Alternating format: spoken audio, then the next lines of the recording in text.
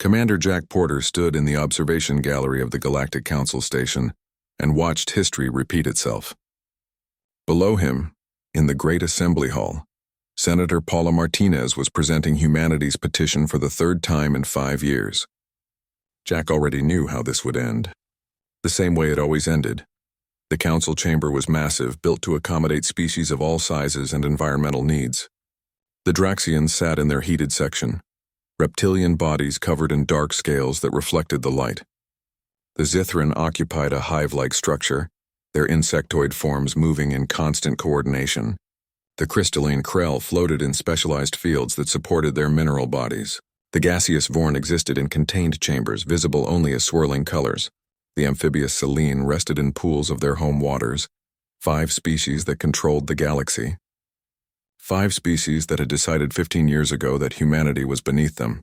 Senator Martinez spoke with dignity despite knowing she was wasting her breath. We come before this council once again to request full membership and equal trade rights. Humanity has fulfilled every requirement outlined in galactic law. We have maintained peace, contributed to scientific advancement, and proven ourselves responsible members of the galactic community. The Draxian representative, a massive creature named Kravesh, made a sound that the translator interpreted as laughter. Responsibility? Your species has existed in space for barely 2 decades. We have been traveling the stars for 10,000 years. You are infants. Dangerous infants playing with technology you barely understand. Jack felt his jaw tighten. He had served in Earth's Navy for 20 years. He had fought in the colony wars, defended shipping lanes, and earned his rank through blood and sacrifice. Being called an infant by an alien who had never seen combat made his blood boil. Dr. Olivia Grant stood beside Jack. She was humanity's chief science advisor, a brilliant woman who had helped reverse engineer alien technology to advance Earth's capabilities. She shook her head slowly. They're not even listening, Olivia whispered. She was right. The Zithran representative was ignoring Senator Martinez entirely, communicating with other Zithran through chemical signals. The Vorn seemed more interested in the chamber's temperature settings than the human petition. Only the Krell appeared to be paying attention. Their ambassador, an ancient being whose crystalline structure contained thousands of years of memory, watched Senator Martinez with what might have been sympathy. Senator Martinez continued her presentation.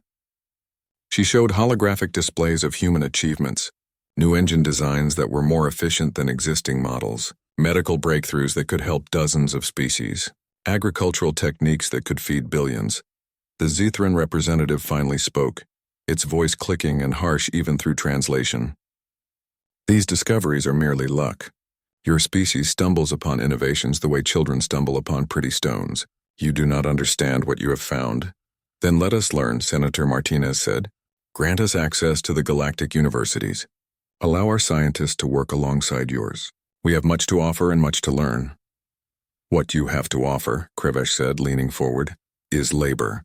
Your species is useful for dangerous work, mining hazardous asteroids, exploring unstable systems, tasks that real civilizations prefer to avoid. You should be grateful we allow you even this much. Jack saw Senator Martinez's hands grip the podium.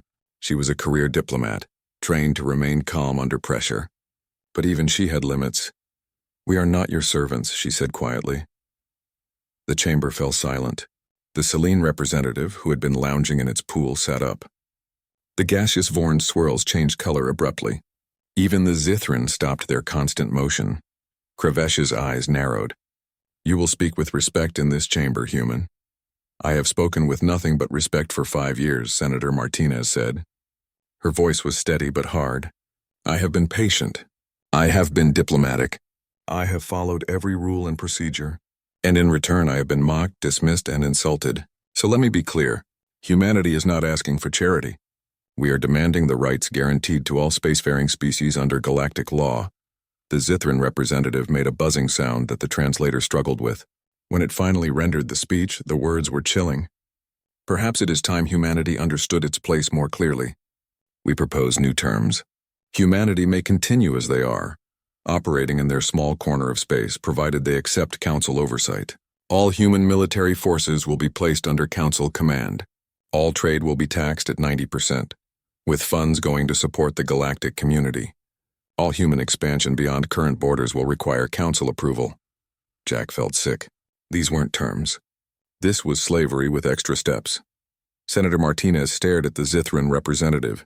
And if we refuse? Then the council will impose economic sanctions. Your species will be barred from galactic trade. Your ships will be denied access to council space, which includes most known systems.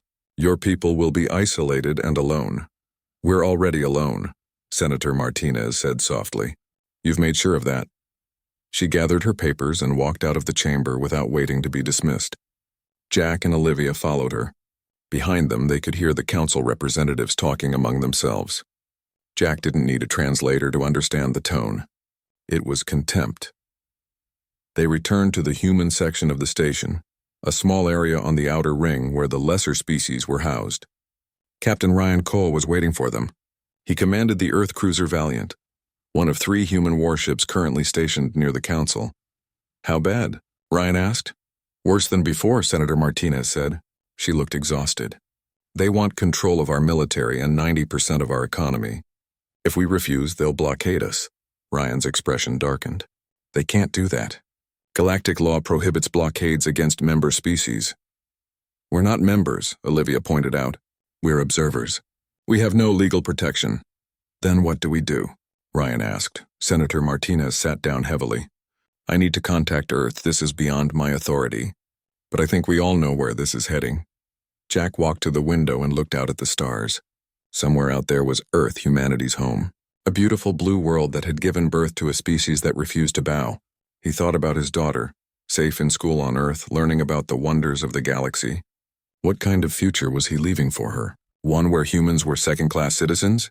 Where they lived at the mercy of species that viewed them as useful animals? Lieutenant Nathan Cross, a young officer from the Valiant, approached Jack. The kid was fresh out of the academy, still idealistic about alien relations. Sir, do you think they'll back down? Maybe if we show them we're serious, they'll treat us fairly. Jack looked at the young officer. He remembered being that hopeful once. They won't back down, Nathan. They're too afraid of us. Afraid? But they have thousands of ships. They've been in space for millennia. What do they have to fear from us? Progress, Jack said. We've been in space for 15 years. In that time, we've matched technology that took them centuries to develop. They look at us and see a species that could be their equal in a few decades. That terrifies them, so they're trying to cripple us now while they still can. Later that night, Jack couldn't sleep. He kept thinking about the council's arrogance, about the casual way they had dismissed Senator Martinez, about the threats disguised as diplomacy. He was reviewing reports when Nathan burst into his quarters. Sir, you need to see this. The young officer's face was pale. I was monitoring council communications like you ordered. I picked up something on an encrypted channel. Jack followed Nathan to the communications room. The message was in Draxian military code, but Earth's computers had cracked most of it years ago. What Jack read made his blood run cold. It was a plan, a detailed military plan to limit human expansion by destroying Earth's orbital shipyards and crippling the human fleet. The attack was scheduled for 3 weeks from now. Just enough time for the Council's ultimatum to expire and humanity's refusal to become official. They're not going to negotiate, Nathan said. They're going to attack. Jack stared at the screen. Everything made sense now. The impossible demands, the economic threats. It was all theater.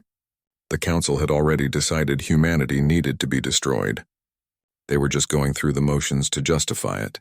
He contacted Senator Martinez immediately. She arrived within minutes, still in her sleeping clothes.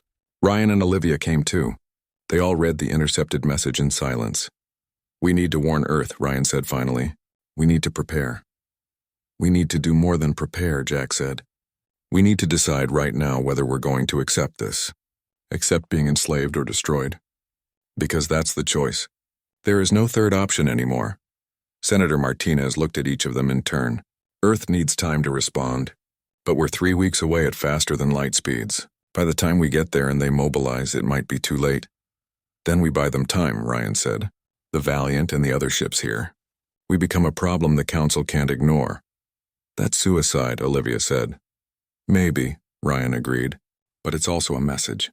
It tells Earth that we're serious, that we're ready to fight.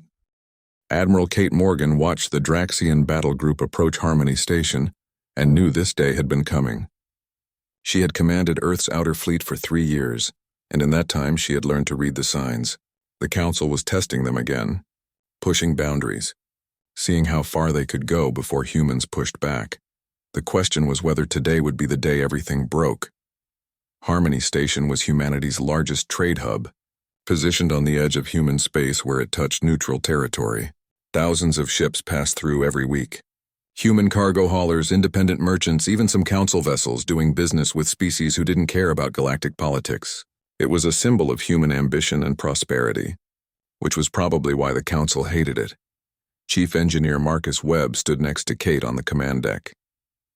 He was a veteran who had helped build Earth's modern fleet from salvaged alien technology and human ingenuity. He studied the approaching Draxian ships with a practiced eye. 12 heavy cruisers, 6 destroyers, and 1 battle cruiser, Marcus said. That's not a patrol. That's an invasion force. They're calling it a safety inspection, Kate said, reading the official message that had just arrived. Apparently there have been reports of smuggling through Harmony Station.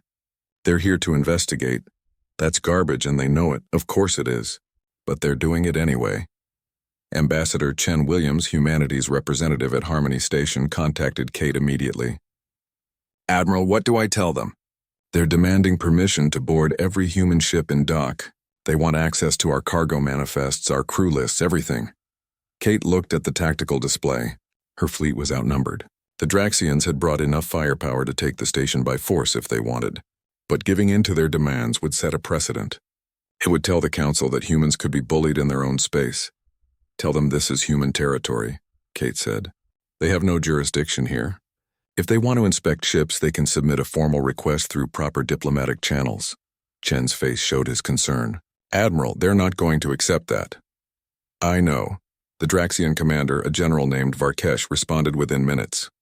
His message was blunt. We do not require permission to enforce galactic law. Our inspection will proceed. Any interference will be considered a hostile act. Kate's jaw tightened. This is Admiral Kate Morgan of the Earth Defense Fleet. You are in human space without authorization. Leave immediately or we will escort you out. Varkesh's laugh came through the speakers. You have 8 ships. We have 19. Do not make threats you cannot enforce, human. Marcus leaned close to Kate. He's right about the numbers. If this turns into a fight, we'll lose. I know, Kate said again. But if we back down now, they'll never stop. Next time it'll be worse. She opened a channel to all human vessels in the area. All ships, this is Admiral Morgan. The Draxians are attempting to board and search vessels without legal authority. All captains are authorized to refuse inspection and defend themselves if threatened. Do not fire first, but you are free to respond to any aggressive action. It was the best she could do. Give her people permission to stand their ground without starting a war. The Draxians began their inspection anyway. Their soldiers, massive reptilian creatures in powered armor, approached human ships and demanded entry. Most captains refused. Some, intimidated by the armed soldiers, allowed them aboard.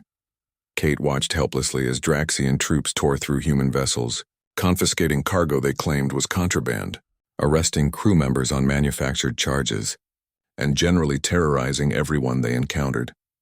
It was humiliation, pure and simple. A demonstration of power. Marcus received a report from one of his engineering teams. Admiral, the Draxians just boarded the cargo hauler Prosperity. They're not inspecting it. They're destroying it. They've torn out the navigation system, disabled the engines, and they're claiming the ship had illegal weapons. Did it? Kate asked. It was carrying farming equipment to the colonies. Unless they consider tractors to be weapons, no. Kate felt rage building in her chest. This wasn't about smuggling or safety.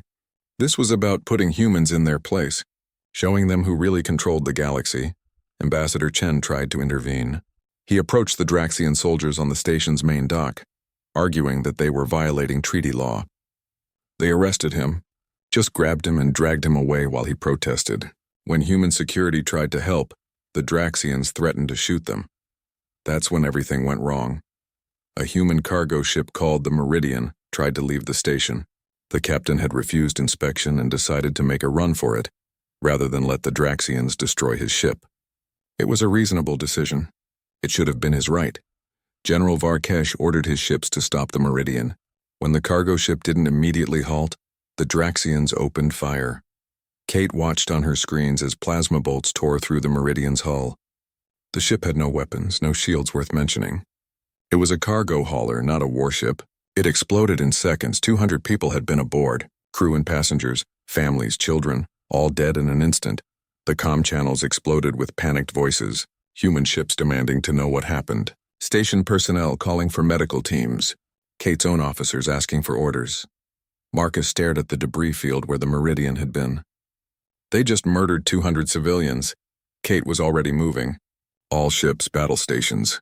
Weapons hot, but do not fire unless I give the order. Get me General Varkesh on the line. The Draxian general's face appeared on the screen. He looked completely unconcerned. Yes, Admiral? You just destroyed a civilian vessel. 200 people are dead. I demand an explanation. The ship refused a lawful order. The consequences were clear. Perhaps next time your people will be more obedient. Obedient. Kate's voice was ice. They were civilians in their own space. You had no authority to give them orders, much less kill them for refusing. We are the Galactic Council. We have authority everywhere. Varkesh leaned forward. Your species needs to learn its place, human. You exist at our sufferance. Today's lesson should make that clear. Kate looked at her tactical officer. Can we take them? The officer ran the numbers. If we focus fire on their command ship and use the station's defenses, maybe. But we'll take heavy casualties. And if they get a distress call out, reinforcements could arrive before we finish them. Kate made a decision that would change everything. I want firing solutions on every Draxian vessel. But do not fire yet. I need to contact Earth first. She opened an emergency channel to Earth's government. The message would take hours to arrive and hours more for a response. But she needed authorization for what came next, because if she pulled the trigger, there would be no going back. While she waited, the Draxians continued their occupation of Harmony Station. They boarded more ships, arrested more people, made it clear that humans had no rights in their own territory. Marcus organized the defense quietly. He positioned ships to best advantage, coordinated with station security, prepared for the battle he knew was coming, because one way or another, this was going to end in blood. Nathan, who had been transferred to Kate's flagship after the incident at the council station, monitored long-range sensors. Admiral, I'm picking up more Draxian ships. Looks like reinforcements are already on the way. How many? At least 30 vessels. They'll be here in 12 hours. Kate did the math. If she waited for Earth's response, the Draxian reinforcements would arrive. At that point, she wouldn't have any options at all. But if she acted now, she'd be starting a war without authorization. Her career would be over. She might even face charges. She thought about the 200 people on the Meridian, about the families who would never see them again, about the message it would send if humanity did nothing in response to such casual murder. All ships, Kate said quietly. Lock targets. Prepare to engage on my mark. Marcus looked at her. Admiral, are you sure? No, but I'm doing it anyway. Before she could give the order, a new message arrived. Not from Earth, but from Jack Porter at the council station. It was marked urgent and classified. Kate read it quickly. Her expression changed from anger to shock to grim determination. Marcus read this. The engineer scanned the message. It detailed the council's plan to attack Earth's shipyards. The timeline. The forces involved everything. They were always going to do this, Marcus said softly. Harmony Station, the inspections, all of it. They're picking a fight so they can justify the attack. Then let's give them a fight they'll remember, Kate said. She opened a channel to General Varkesh one more time. General, I'm giving you one chance. Withdraw from Harmony Station immediately. Release all human personnel you've detained. And transmit your deepest apologies for the murder of 200 civilians. Varkesh actually smiled. Or what, human? You'll file a complaint?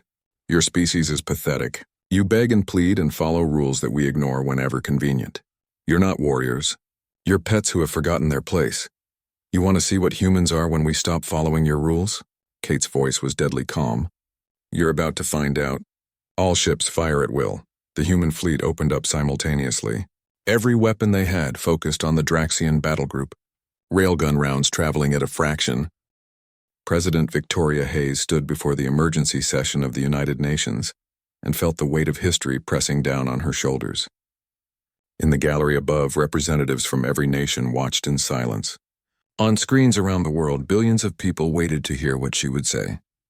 The decision she announced today would determine whether humanity had a future among the stars or whether they would be crushed back into isolated obscurity.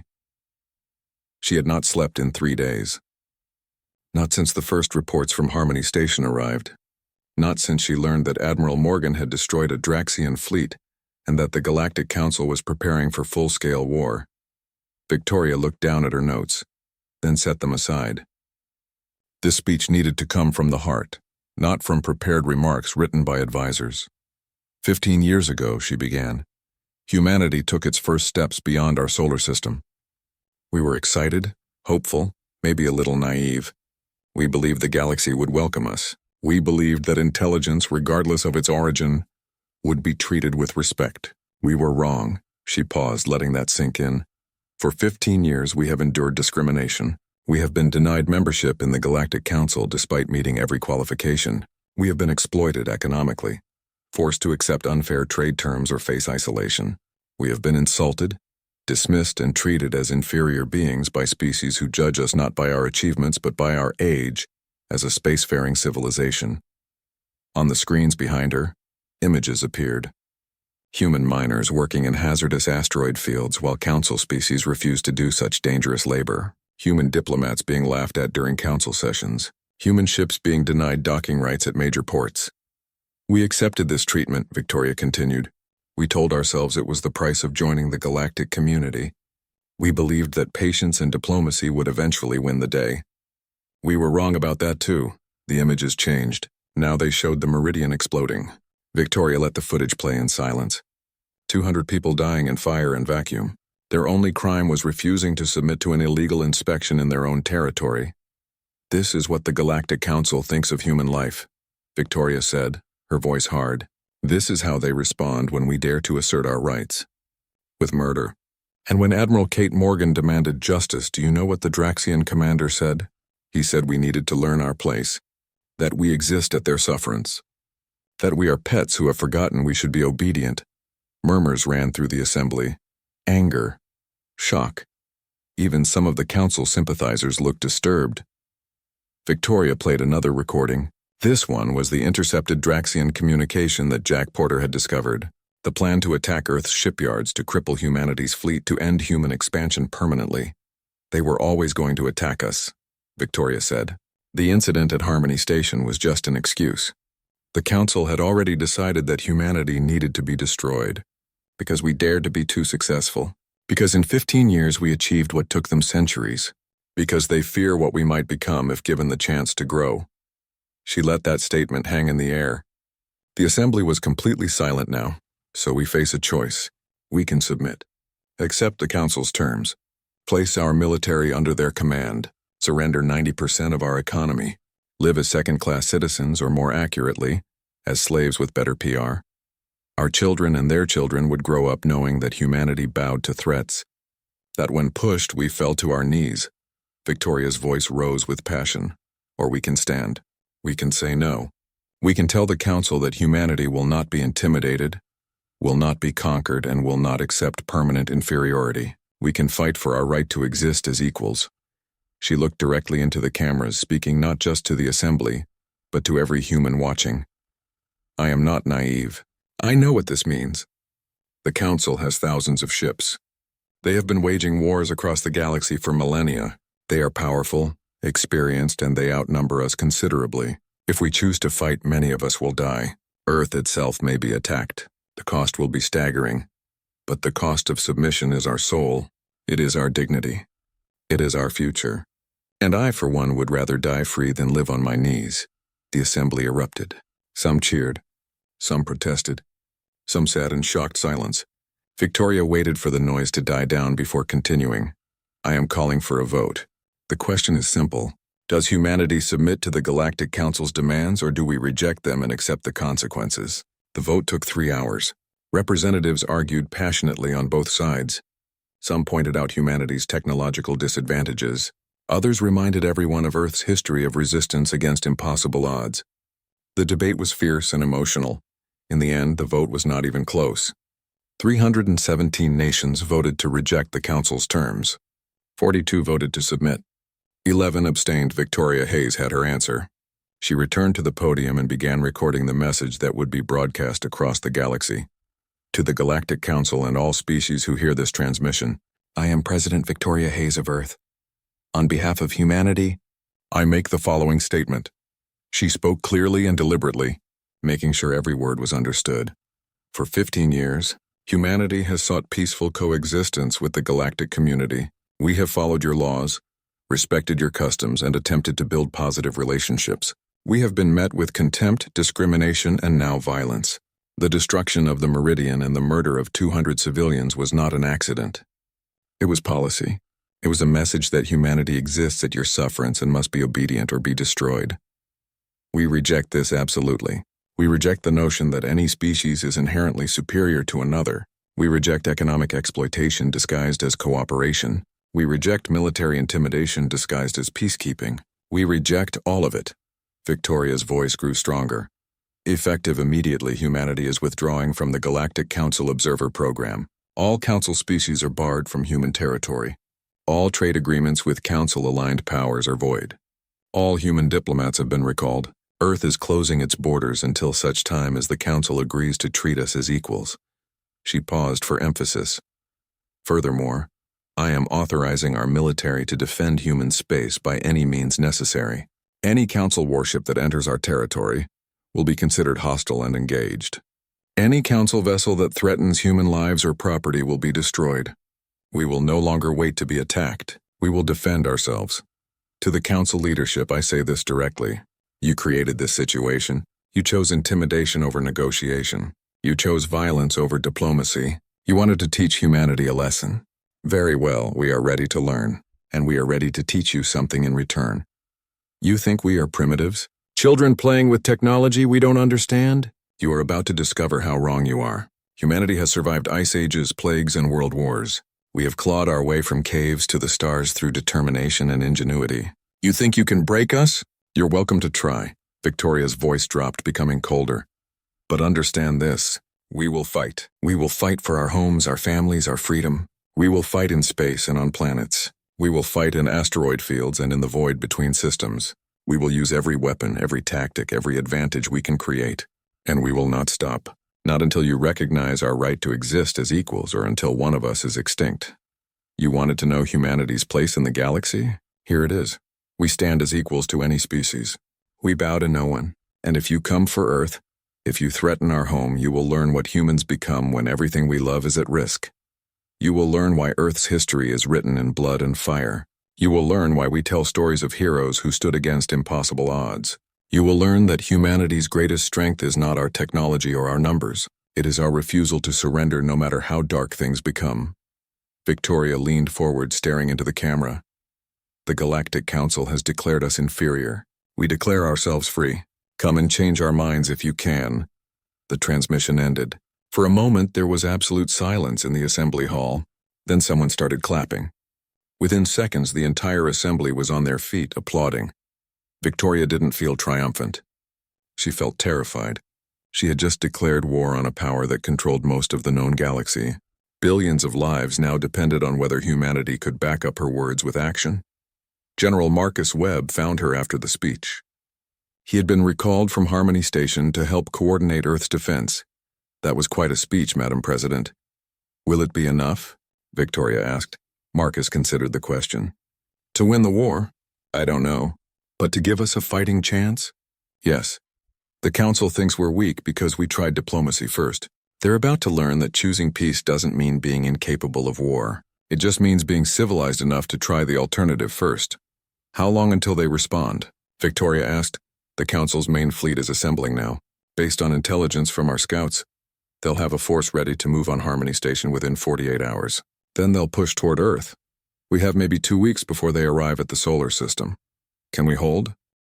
The Draxian reinforcements arrived at Harmony Station exactly 42 hours after Victoria Hayes's declaration. Admiral Kate Morgan watched them drop out of faster-than-light travel and felt a cold certainty settle in her stomach. This was going to be bad. 50 warships. The Draxians had brought 50 ships against her 3 damaged cruisers and 1 half-destroyed station. The odds were worse than she had feared. Marcus stood beside her on the bridge, studying the tactical display. They're deploying in a standard battle formation. 3 waves. They'll probe our defenses with the first wave, then commit the second once they identify weak points. The third wave will be held in reserve for cleanup. How long can we hold? Kate asked. Against that? Maybe an hour if we're lucky. Then we make that hour count. Kate had spent the past 2 days preparing for this. Every weapon on the station was armed and ready. Every ship, even civilian vessels, had been fitted with whatever weapons could be mounted. Every person who could hold a gun had been trained for boarding defense. Harmony Station was a fortress now, bristling with makeshift defenses and desperate determination. She opened a channel to all human forces. This is Admiral Morgan. The enemy has arrived in superior numbers. They expect us to surrender. They expect us to beg for mercy. They're going to be disappointed. Today, we're not fighting for territory or resources. We're fighting for the simple right to exist without bowing to tyrants. We're fighting so our children won't grow up as slaves. Every minute we hold, every ship we destroy, tells Earth and the rest of humanity that we refuse to kneel. That we chose death over submission. Kate's voice grew harder. I won't promise you'll survive this. I won't promise rescue is coming. But I promise you this. When the history books tell the story of how humanity stood against the galaxy, they'll remember Harmony Station. They'll remember we fought. Make them pay for every meter of space. Make them remember this day. The Draxian commander hailed them. A different general, not Varkesh, who had died in the first battle. This one was older, with scars covering his scaled face. Human vessels, this is General Krex. You are ordered to surrender immediately. Power down your weapons and prepare to be boarded. Comply and you will be treated as prisoners of war. Resist and you will be exterminated. Kate responded calmly. General Krex, this is Admiral Morgan. Your predecessor made similar threats. He died screaming when his ship exploded. Would you like to join him? Or would you prefer to leave while you still can? Krex's expression didn't change. So be it, all ships advance. No survivors. The first wave of Draxian ships moved forward, 15 vessels all heavily armed. They approached cautiously, expecting traps. They were right to be cautious. Kate had mined the approach vectors with every explosive device Marcus could build. As the Draxian ships entered range, the mines activated. Nuclear detonations lit up the space around Harmony Station like small suns. 3 Draxian ships died immediately, vaporized by direct hits. 2 more took heavy damage and fell back. The rest continued forward, their shields absorbing the mine impacts. All batteries open fire, Kate ordered. Harmony Station's weapons came to life. Railguns fired solid projectiles at relativistic speeds. Missile launchers released salvos of fusion warheads. Laser arrays focused on weak points in enemy armor. The human ships added their fire, concentrating on individual targets. The Draxians returned fire with overwhelming force. Plasma bolts and particle beams hammered Harmony Station's shields. The station shook with each impact. Warning alarms screamed as systems began failing. Marcus coordinated the defenses from the engineering deck, routing power where it was needed most. Shields at 60% and falling. If they maintain this rate of fire, we'll lose shield coverage in 20 minutes. Then we have 20 minutes to thin their numbers, Kate said. She targeted the Draxian ships one at a time, focusing all available firepower.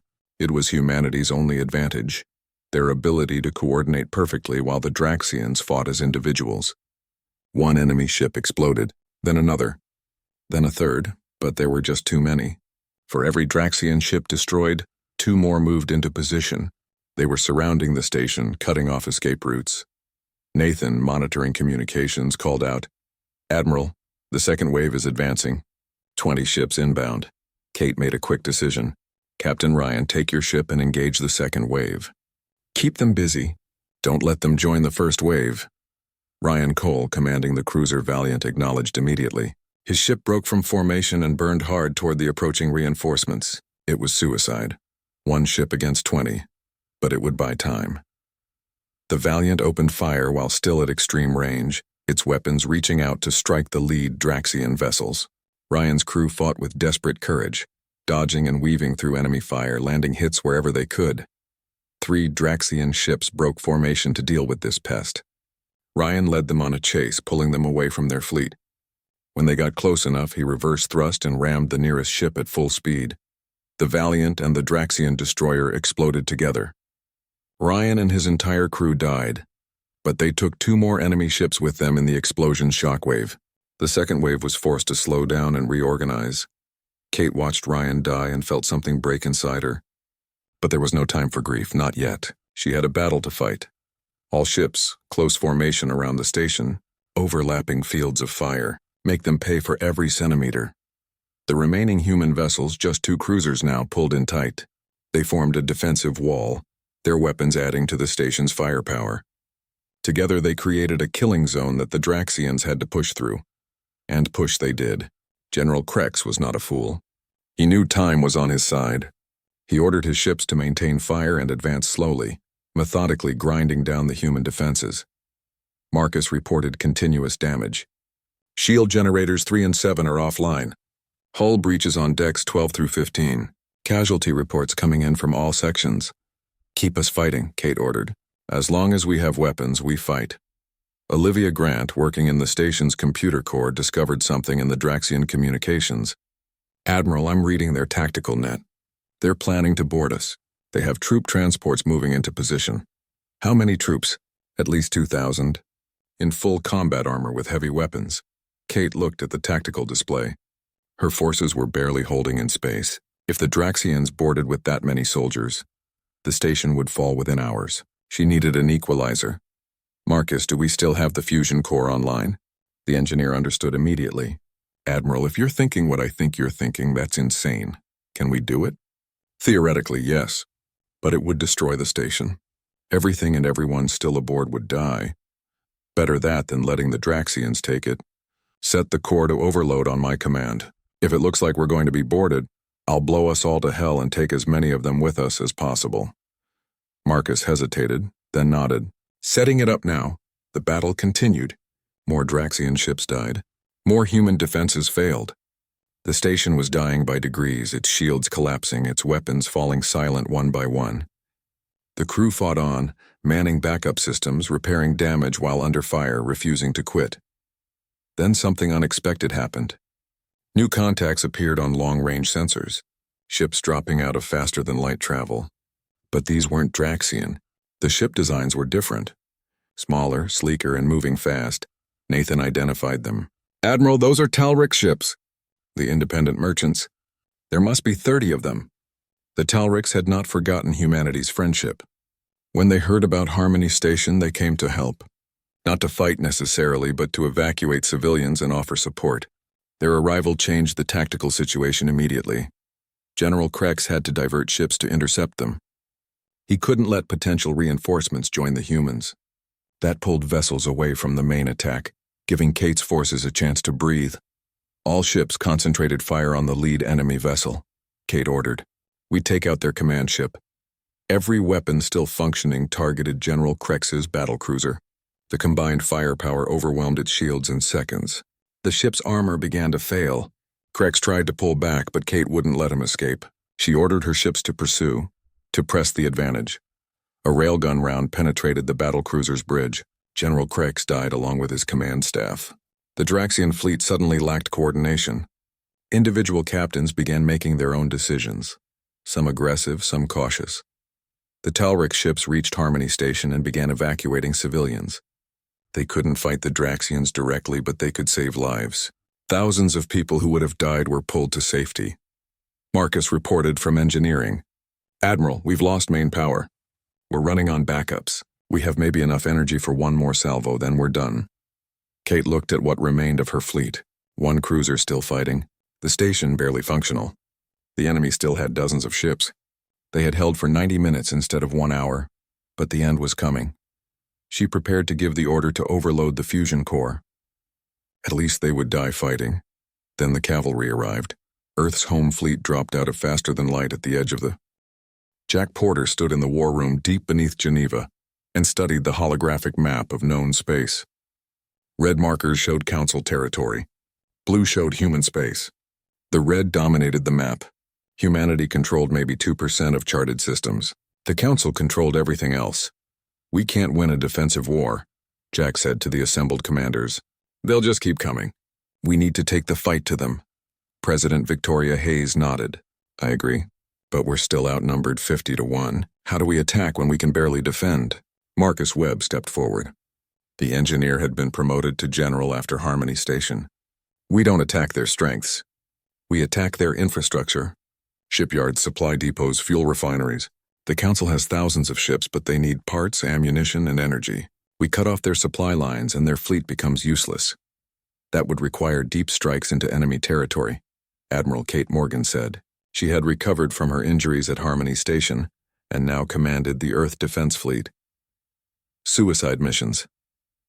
Yes, Marcus agreed bluntly, but that's war. And right now, suicides that damage the enemy are worth more than safe defensive positions that just delay the inevitable. Victoria looked around the table. Does anyone object to this strategy? No one spoke. They all knew Marcus was right. Playing defense would only prolong the end. If humanity wanted to survive, they needed to hurt the Council so badly that continuing the war became impossible. Very well, Victoria said. General Webb, prepare your target list. Admiral Morgan, select your strike forces. Commander Porter, coordinate with our intelligence network. I want to know every weakness in Council space.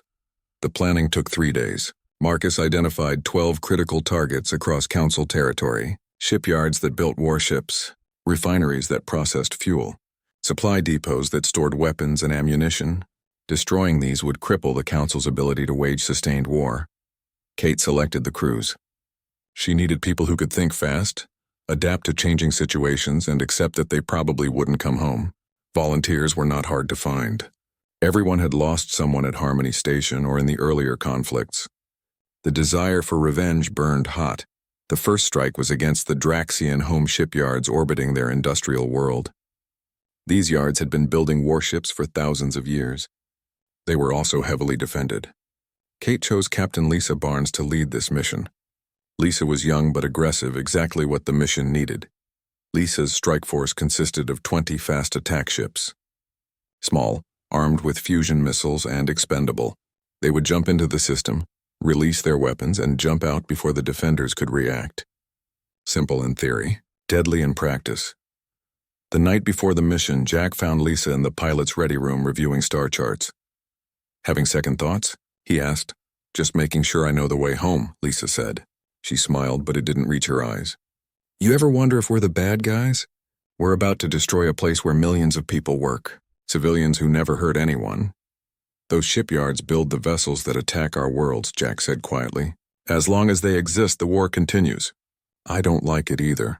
But sometimes you have to choose between bad options and worse ones. And this is the bad option? This is the option that lets our species survive. I'll take it, Lisa nodded slowly. Okay then. Let's go make history. The strike force departed at dawn. They jumped through 3 intermediate systems to mask their destination, then dropped into the Draxian home system at maximum faster than light speed. The defenders were caught completely off guard. The patrol schedules had a 15-minute gap, and Nathan had timed the arrival perfectly. Lisa's ships burst into normal space and immediately released their missiles. 50 fusion warheads streaked toward the orbital shipyards. The Draxians scrambled to respond, but it was too late. The first missiles hit while the defense platforms were still powering up weapons. The shipyards exploded in brilliant flashes of nuclear fire. Each one contained dozens of partially built warships, massive structures of metal and electronics. When the fusion bombs detonated, the shipyard's own fuel stores and ammunition magazines added to the destruction. Secondary explosions rippled across the orbital facilities. Lisa didn't stop there. Her ships targeted fuel depots next, then supply stations, then anything that looked important. The Draxian defenders finally caught up and the battle turned brutal. Human ships fought desperately, knowing each second of delay meant more damage to the enemy. 6 of Lisa's ships were destroyed in the fighting. 3 more took heavy damage, but the mission succeeded. When the surviving human vessels jumped back to faster than light, they left behind ruins. The Draxian shipbuilding capacity was reduced by 60%. It would take them years, maybe decades, to rebuild. Lisa made it home. When she emerged from her ship exhausted and shaking, Kate was there to meet her. You did well, Captain. The Council just lost its primary source of new warships. Lisa looked back at her battle-damaged vessel. 14 ships. We lost 14 ships and over 300 people. I know, Kate said softly. And their sacrifice just bought Earth months, maybe years. Every ship the Council can't build is a ship that won't attack our homes. While the galaxy reeled from news of the shipyard raid, Marcus led a different kind of strike. His target was not Draxian, but Zithran. The insectoid species controlled the Council's banking system and economic infrastructure. They were not warriors, but they financed the war. Marcus intended to break them. His mission was more subtle than Lisa's. Instead of destroying the Zithran financial centers, he would steal from them. Not money, but data, financial records that would prove corruption and theft. Marcus took a small team of hackers and intelligence specialists. They disguised themselves as a merchant vessel and landed at the Zithran economic hub. Getting inside was surprisingly easy. The Zithran were arrogant and assumed no one would dare attack their financial heart. They were wrong. Marcus's team infiltrated the central data facility. Olivia had designed specialized viruses that could crack Zithran encryption. Within hours, they had access to everything. Decades of financial records, secret accounts, evidence of massive embezzlement from other Council species. The Zithran had been stealing for years, skimming money from every transaction, hiding funds in private accounts, even charging other species for services that didn't exist. The corruption was staggering. Marcus didn't delete the data. He broadcast it. Every piece of evidence transmitted openly across galactic communication networks. Within hours, every species in the galaxy knew what the Zithran had done. The reaction was immediate and chaotic. Species that had supported the Council turned against it. Economic alliances collapsed. Several minor powers withdrew their fleets, refusing to fight for a system that had been robbing them. The Council's unity, already strained, began to shatter. Jack coordinated the next wave of attacks from Earth. With the Council distracted by internal fighting and economic chaos, humanity pressed the advantage. Small strike forces hit targets across dozens of systems. Fuel refineries, communication relays, supply convoys. Nothing was safe. The Council tried to respond, but they couldn't coordinate. The Draxians wanted to focus all resources on crushing Earth. The Zithran were busy defending themselves from angry allies. The Vorn and Selene argued about whether to continue the war at all. Only the Krell remained neutral, watching events unfold with their ancient patience. 6 weeks into the human offensive, Jack identified a critical target, the Council's central communication relay on Nexus Prime. This facility allowed Council forces to communicate across vast distances in real time. Destroying it would blind their military. Kate assembled a special forces team for the mission. 100 soldiers, the best humanity had.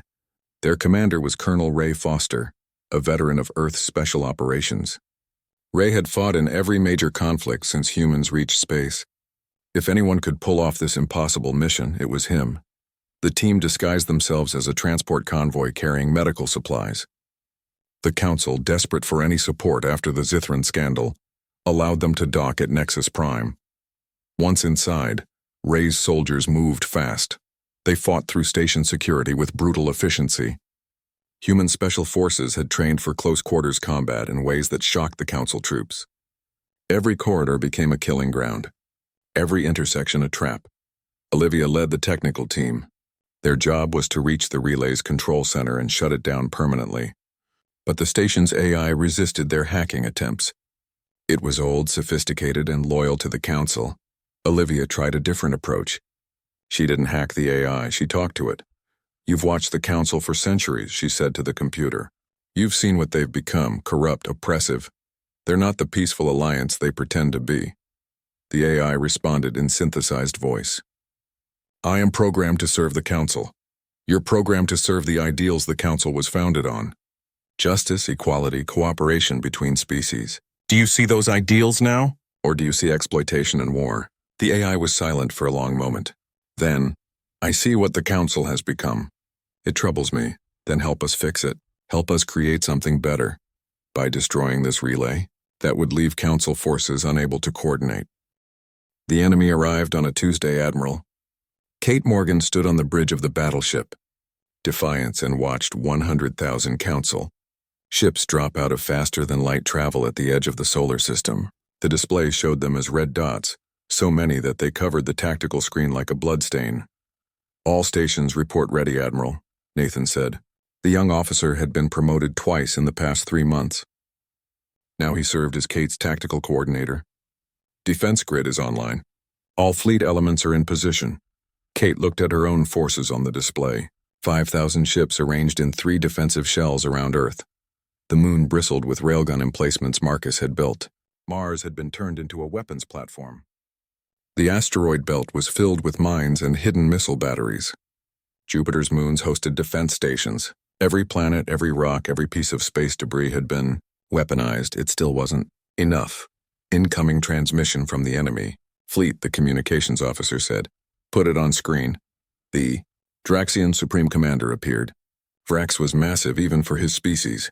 His scales dark with age, his eyes burning with hatred. Behind him stood representatives from other council species. Zithran, Vorn, Selene. The Krell were notably absent. Humans, Vrax said, his voice a growl. You have waged war against the Galactic Council for 3 months. You have destroyed our shipyards, disrupted our economy, and killed thousands of our people. For this you will be punished. He leaned forward, his massive head filling the screen. We offer you one final chance. Unconditional surrender. You will dismantle your military. Your leaders will stand trial for war crimes. Earth will be occupied and administered by council forces. Resist and your homeworld will burn. You have 12 hours to decide. The transmission ended. President Victoria Hayes was watching from Earth. She opened a direct line to Kate. Admiral, recommendation? Madam President, they outnumber us 20-1. If they commit their full strength, they'll overwhelm our defenses eventually. We can make it costly, but we can't win this. That wasn't what I asked. Should we surrender? Kate looked at the enemy fleet. She thought about Ryan Cole, who died at Harmony Station. About Lisa Barnes and her crew who sacrificed themselves raiding shipyards. About Ray Foster, who stayed behind at the communication relay. About every human who had fought and died in this war. No, Madam President. We don't surrender, not now. Not ever, Victoria smiled. It was a sad smile, but genuine. I was hoping you'd say that. Give them our answer. Kate opened a transmission to the Council fleet. Supreme Commander Vrax, this is Admiral Kate Morgan. We reject your terms. Earth will not surrender. We will not dismantle our defenses. We will not bow to threats. If you want this world, come and take it. But know this. Every meter of space you advance will cost you blood. Every hour you fight will cost you ships. And even if you win, even if you burn Earth to ashes, you'll remember this battle for the rest of your species' existence. You'll remember the day humans made you bleed. She cut the transmission and turned to her crew. All ships, battle stations. Let's show them what it costs to threaten Earth. The Council fleet advanced slowly, cautiously. They had learned to respect human tactics. The first defensive line was at Neptune's orbit. Kate had positioned 200 ships there with orders to delay and damage, not to hold. They were the anvil. Earth's mobile fleet would be the hammer. The battle began at extreme range. Human ships fired railgun rounds that crossed millions of kilometers in seconds. The relativistic projectiles hit Council shields with devastating force. 3 Draxian ships died in the opening salvo. The Council returned fire with plasma weapons and particle beams. Space lit up with energy discharges. The human ships at Neptune fought desperately, using the ice giant's gravity and magnetic field to mask their movements. They launched missiles from unexpected angles, fired and relocated, refused to engage in direct slugging matches. The Draxians lost 40 ships forcing the Neptune defensive line. The humans lost 30. The surviving human vessels retreated toward the next defensive layer at Uranus. Vrax watched the battle and felt growing frustration. These humans fought like nothing he'd encountered before. They used tactics the Council considered dishonorable. Ambushes, false retreats, attacks on supply ships. They refused to fight fair.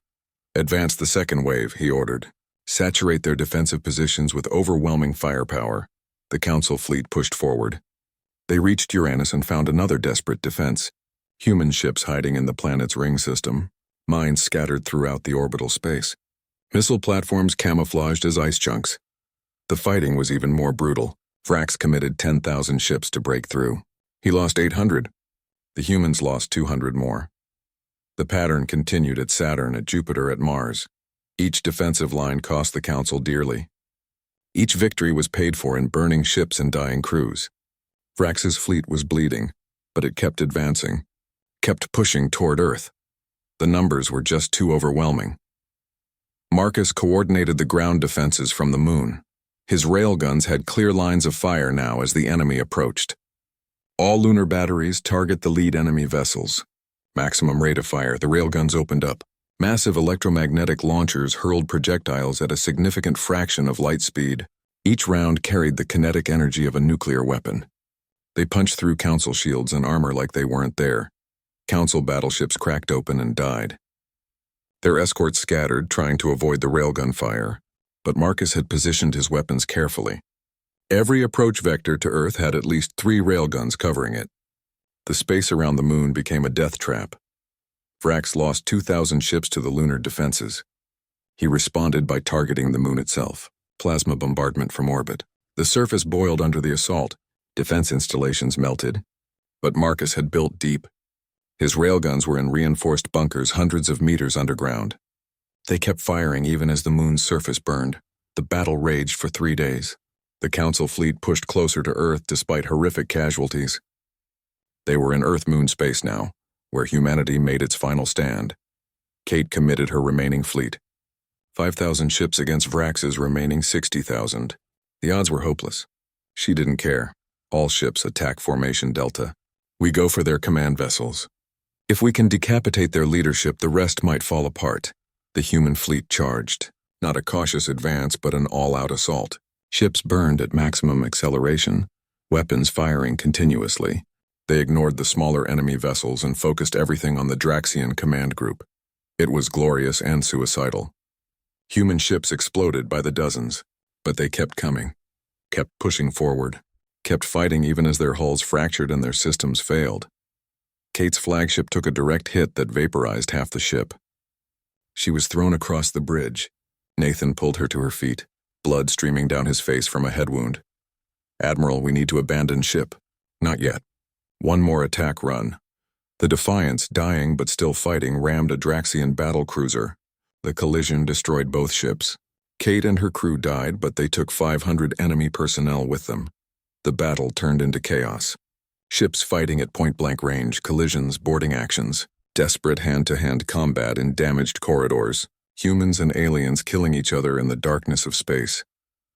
On Earth, Victoria watched the battle from command centers deep underground. The casualties were staggering. Half of Earth's fleet was gone. The moon's defenses were failing. Council troops were preparing to land on Earth itself. "Madam President," her military advisor said quietly, "we're losing. We need to evacuate the government. Get you to safety." "No," Victoria said. "If Earth falls, I fall with it. We're not running." Then something impossible happened. New ships appeared on the sensors, hundreds of them, dropping out of faster than light at high speed. But these weren't human or Council ships. The signatures were different.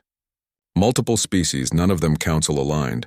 The Talrics had returned, and they had brought friends, independent merchant clans. Minor species tired of Council oppression.